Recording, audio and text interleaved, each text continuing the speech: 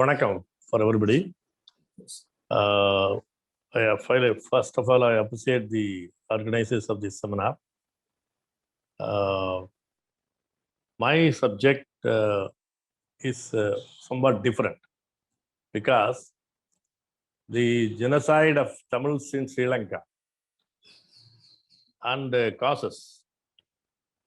What is the lesson, common lesson for us? So that is the point I want to make. But Sri Lanka is another country. So that is a difference. Another country, neighbor to India, in southern part, all you know. There, here in, as in India, Tamils, we live in Tamil Nadu, a part of India, southernmost part of India. Like that, in Sri Lankan island, the Tamils live in the northern part of the island. They were the original inhabitants. So that goes to history. I will not dwell on that because it will take time. As friends asked me, we have to identify the cause and the solution and whatever the common action can be built. So that I want to concentrate on that. But before that, I have to give some background situation of that. See, Sri Lankan majority, Sinhalese majority, there is two nationalities there in Sri Lanka, Sinhalese and Tamils. So Sinhalese majority, by number they are majority. They are, after 1948, they have freedom from British rule. They are the rulers. Right from the day one of their freedom, in 1948, February 4, they started discriminating. They started structural genocidal attempt through various laws. Because they can pass any law of their own against the Tamils, because they are having the majority in the constitutional parliament. So by that number game, they ruled the Tamils. Right from the beginning, Tamils resisted for 30 years non-violent, and after 30 years armed conflict. Throughout these things, throughout this history of 60 something years, Tamils were friendly to India. Sinhalese will use India, but they will, in comparison to China, they will not be friendly to India. They will use India, they will be more friendly to China. But even then, India supported their structural genocidal attempts in the beginning. After the Liberation Tigers and other liberation movement began, they directly supported their armed conflict and armed the Sri Lankan army and collaborated with the genocide of the Tamils. In the last, that is in 2008 and 2009, that genocide most brutally it approached the peak. Within 1.5 years, 150,000 Tamils were killed on the field. Not all are armed men and women. They are innocent Tamils. Just because they are Tamils, they were killed. There are many things, recorded things like that. In United Nations Human Rights Council, every year it is discussed. Some way of resolution is passed.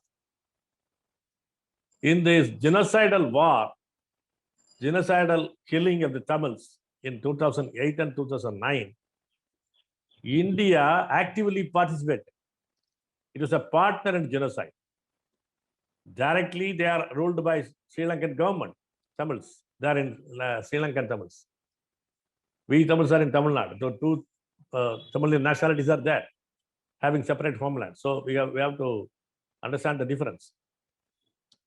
I am saying about the Sri Lankan Tamils. So Sri Lankan Tamils were directly ruled by and directly killed by Sri Lankan army.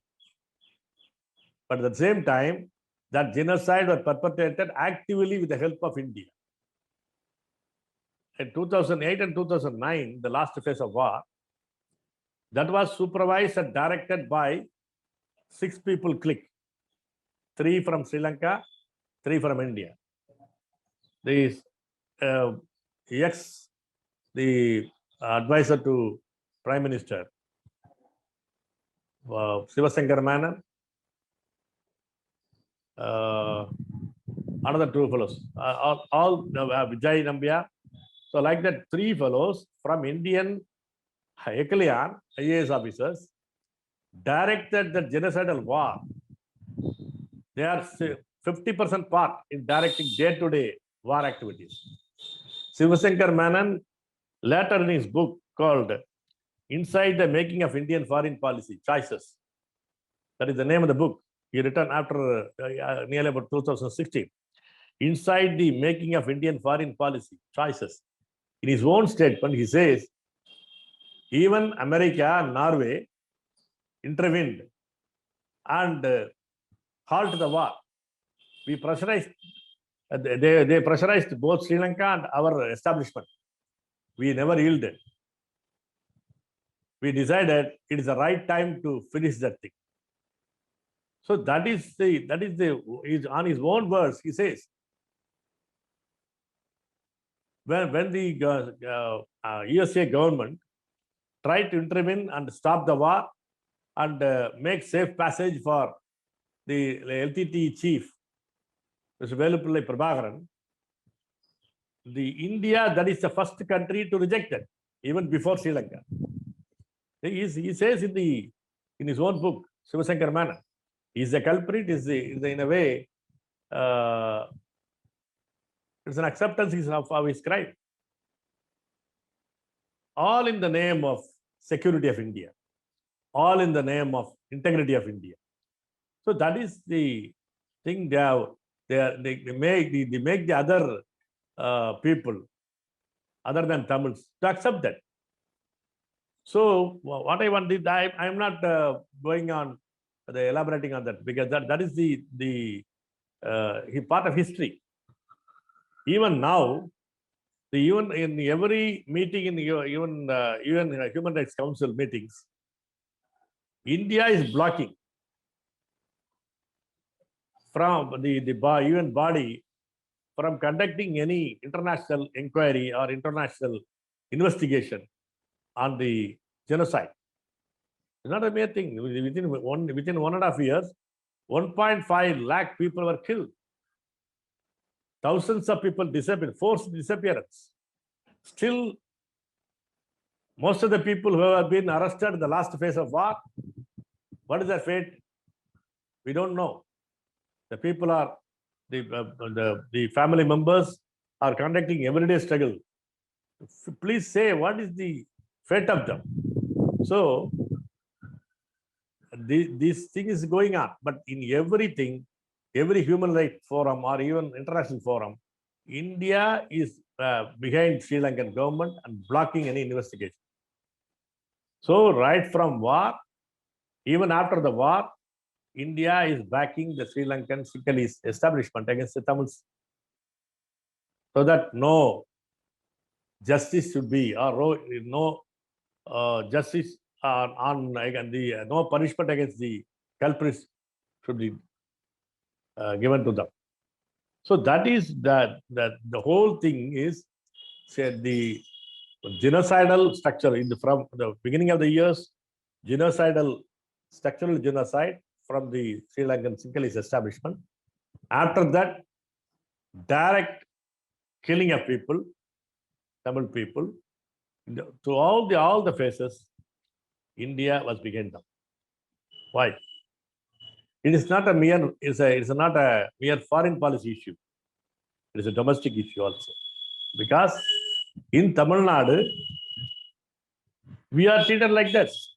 Second-rate citizen, we are discriminated in everything. Even the rightful constitutional rights or legal rights are also denied to us as a nationality. whatever the constitution provides, that is also denied to us. I can give you two examples. Supreme Court has given a verdict on Kaveri issue. It is a long-run legal battle. As per the law, the government of India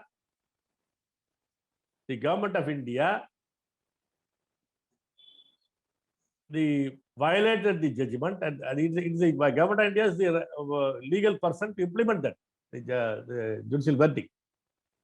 So the government of India is siding with the other party, Karnataka, and denying the rightful thing, even the legal thing.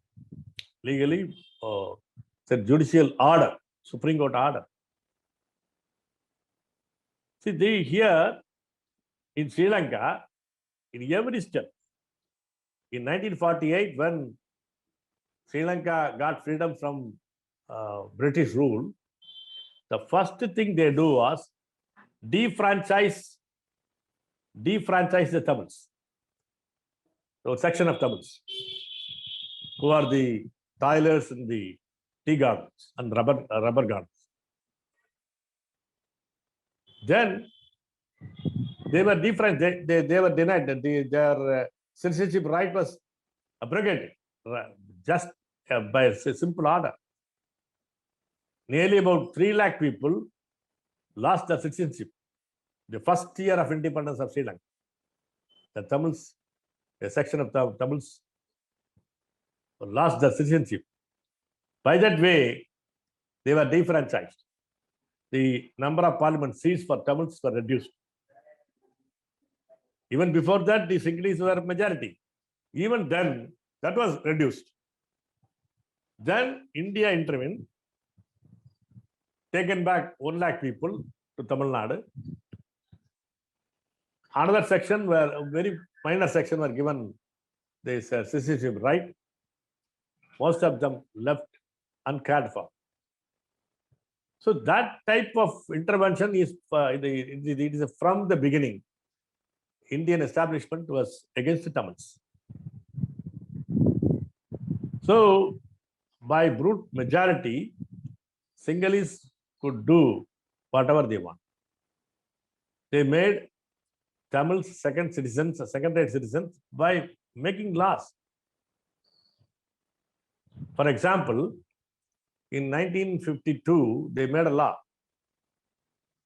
By that, the Tamil people have to score more than Sinhalese to get a job.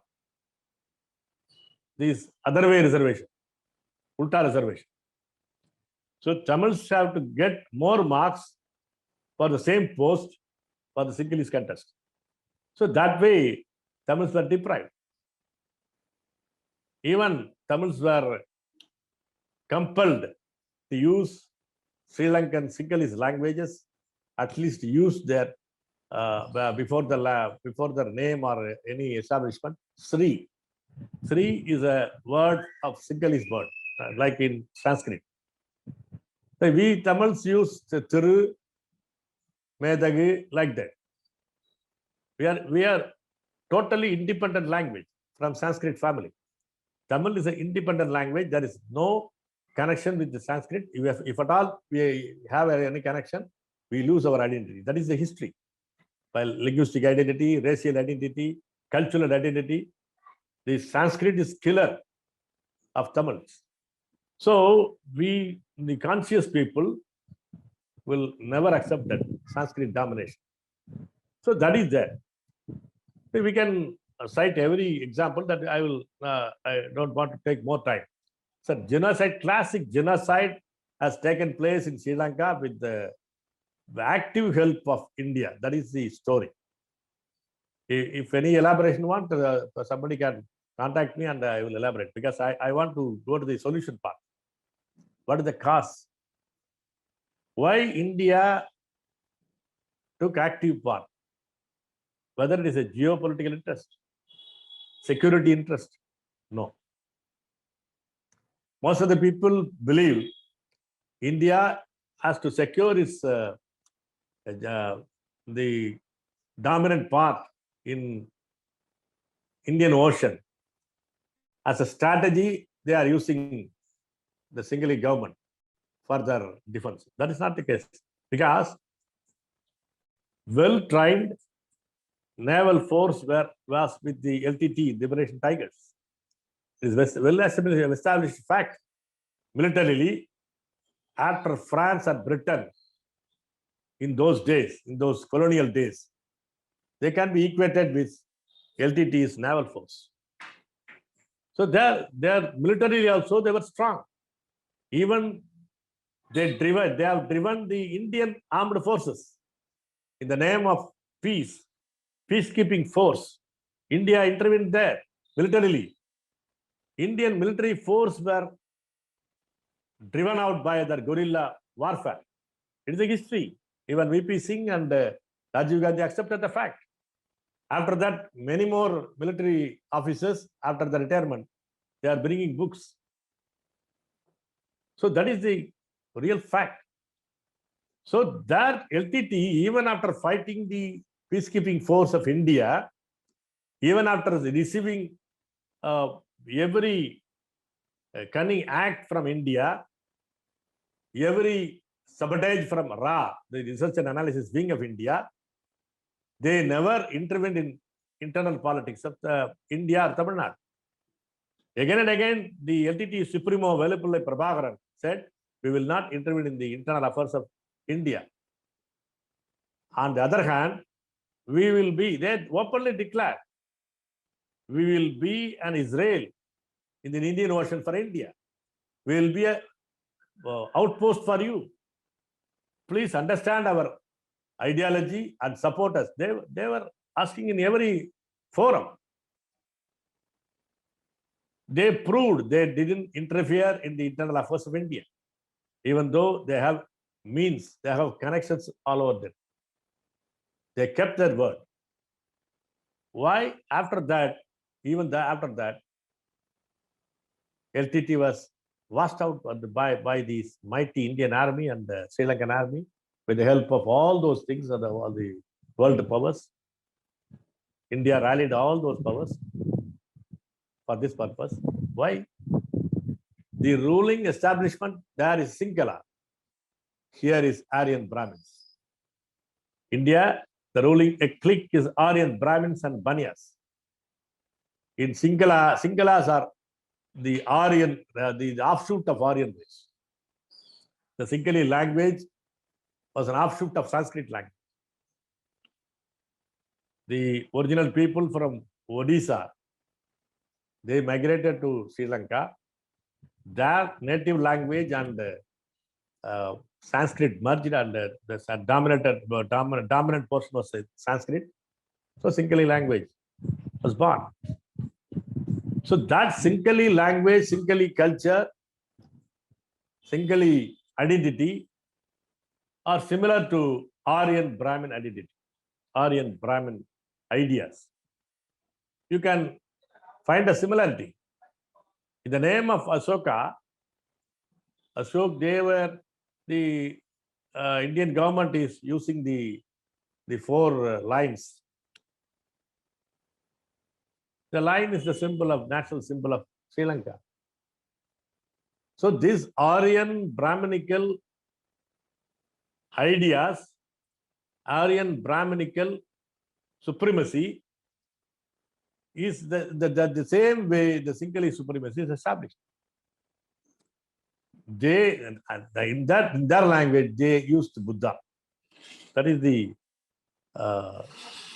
historical dilemma. They used Buddha, Buddhism. In their own word, there is one version of Buddhism. They massacred Tamils.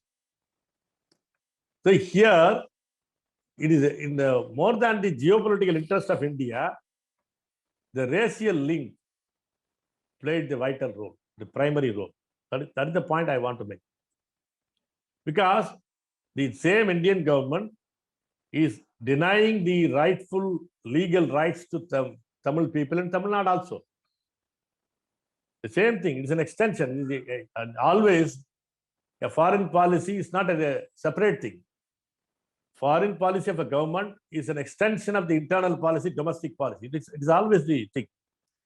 Domestic policy cannot be a distinct, very totally different from foreign policy. Foreign policy is not there dealing from the domestic policy. It's a part and parcel of the whole policy. So here, Tamils are treated as second-rate citizens. We are apartheid in India. Tamils are apartheid. Our Tamil language is apartheid language. Tamil people are apartheid people. This Aryan Brahmin Banya supremacy is ruling India. That rule is very ruthless against the Tamils. So, the enemy is the same. Aryan, Brahminical and Banya clique is the enemy of all people. Enemy of all people. It cannot be friend to any people except this ruling clique.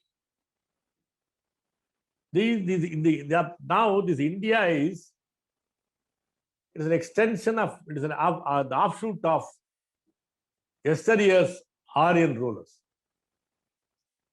It is an Aryan structure, Aryan Brahminical structure. And the entire India is an Aryan Brahminical structure. This Aryan Brahminical structure made for their sake, for their convenience, made this constitution. There is always there for thousands of years, unwritten constitution is there.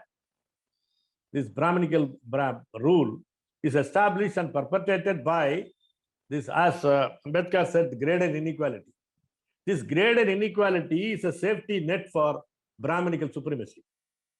This graded inequality will look after the Brahmin supremacy to continue, because nobody will align with or cooperate with other sections. Because caste is not a vertical, not an horizontal division. It is a vertical division, one above the other. I am supreme. I am superior to you. I am superior to you. I am superior to you. This graded inequality, graded superiority. In other, from bottom, if we say, it is graded superiority. From top, if you see graded inequality. This graded inequality looks after the system. It is made as a system. The system of inequality is established by Brahminical thing, but it is not always by force.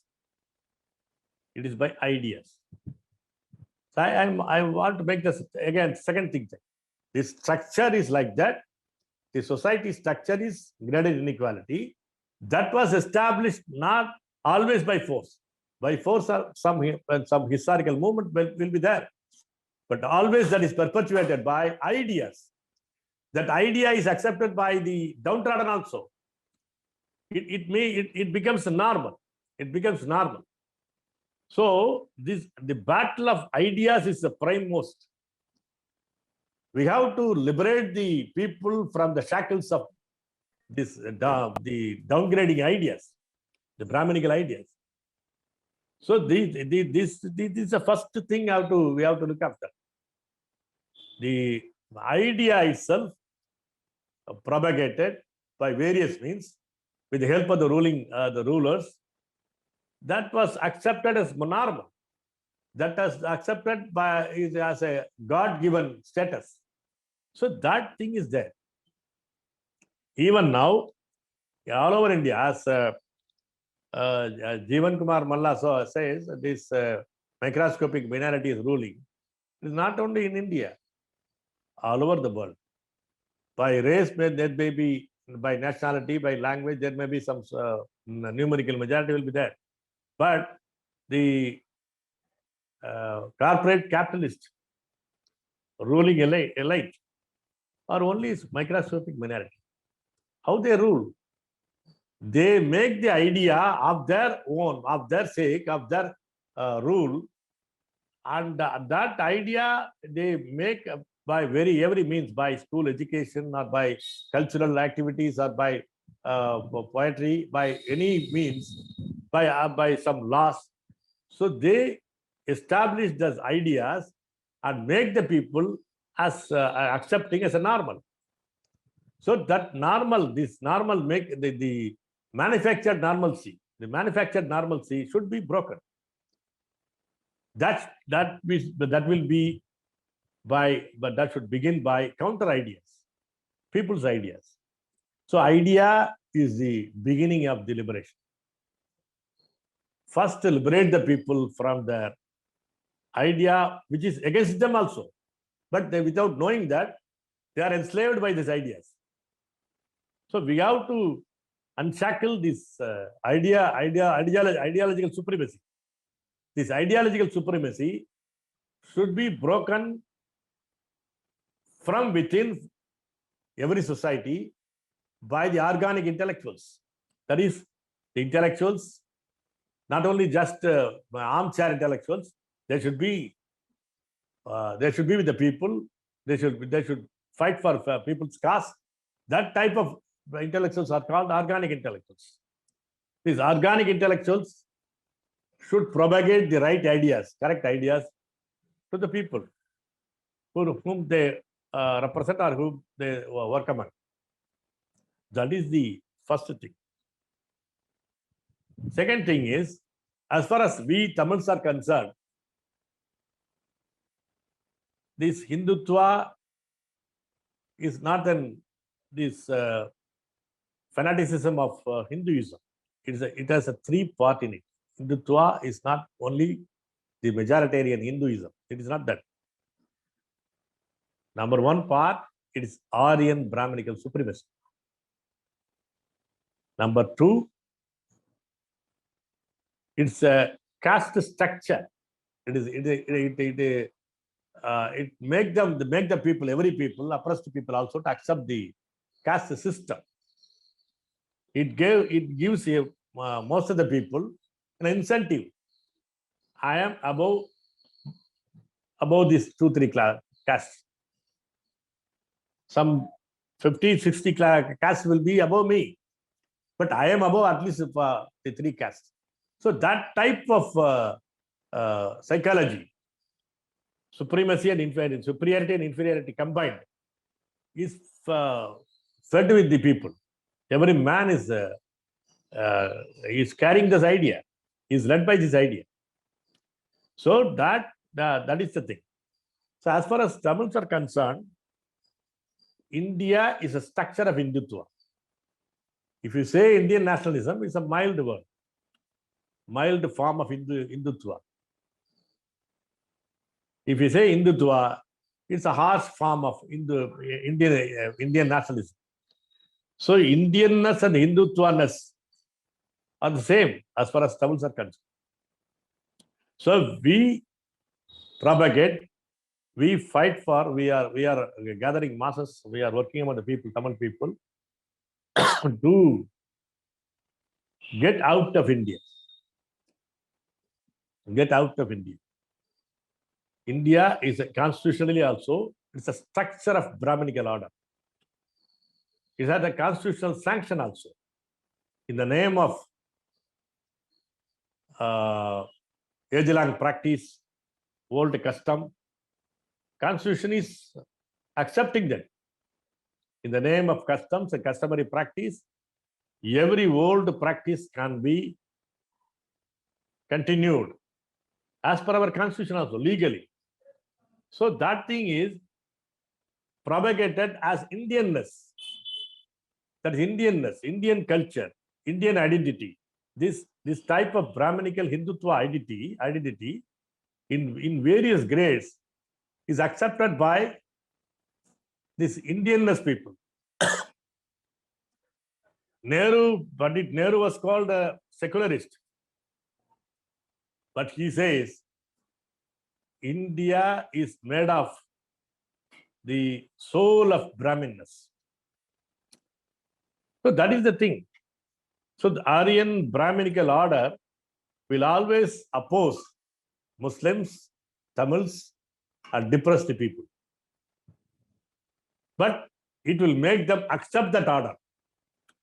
That is their thing. So as far as Tamils are concerned, solution is our solution is away from India. But at the same time, it's not the thing will happen tomorrow. In between, we can find a common ground among us. I have already discussed something with Professor Jagmohan Singh from 2 years ago. Sikhs, Muslims all over India, Tamils, Kashmiris, like that has other depressed people have a common enemy. But the solution is not the same.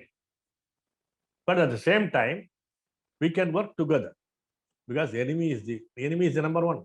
We have common enemies for all our deprivation, discrimination, and genocidal attack. The enemy is common. The Aryan, Brahmin, Baniya clique. So against that, we can make demands. We can make the common demands and fight for that common with creating a common forum. We did not wait for common forum. With even maintaining our separate identities, separate organizations, we can come together on some issues. We can come together. We can identify common. We have number of common issues because the enemy is the same. So we can aim the enemy. We can have some our own separate agenda. At the same time, we can form a common agenda among ourselves. We can stick together and form a common agenda and resolve to have a common type of action. We can do it. While at the same time, we can keep our own identity, keep our independent path like that.